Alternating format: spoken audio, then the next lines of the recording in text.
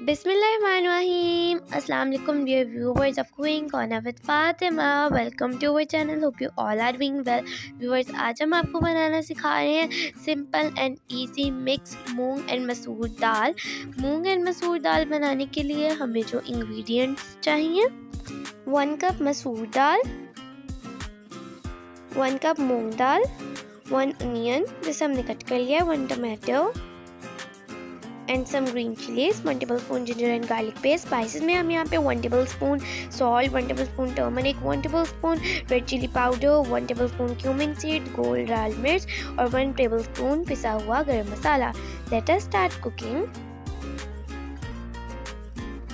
सबसे पहले हम एक पैन लेंगे और उसके अंदर अब हम मसूर दाल ऐड कर देंगे, मूंग दाल ऐड कर देंगे और इसमें 1 कप वाटर ऐड कर देंगे.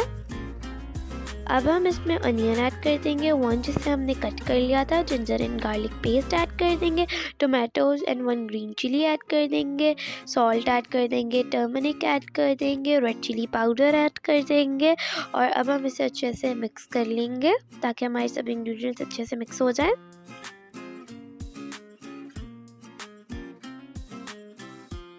और अब हम इसे मिक्स करने के बाद कवर कर देंगे फॉर 15 मिनट्स. यहाँ पर हमें ऑलमोस्ट 15 मिनट्स हो चुके हैं इसे कवर किए हुए और देख सकते हैं आप कि किस तरह इसमें बबलिंग हो रही है. हमारी दाल भी गल चुकी है. हमने इसे कवर इसलिए किया था ताकि हमारी दाल अच्छे से गल जाए और हमारी दाल की कंसिस्टेंसी भी थिक हो चुकी है.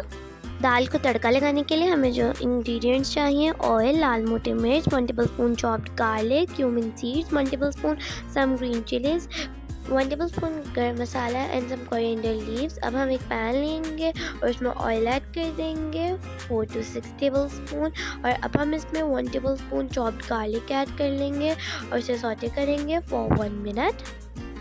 यहाँ पर हमारे गार्लिक का कलर चेंज हो चुका है. अब हम इसमें मोटी गोल मिर्च ऐड कर देंगे, क्यूमिन सीड्स ऐड कर देंगे 1 टेबलस्पून और इसे अच्छे से मिक्स कर लेंगे.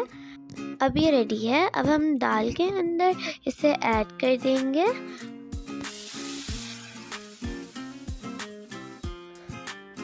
अब हमने दाल को तड़का लगा दिया है.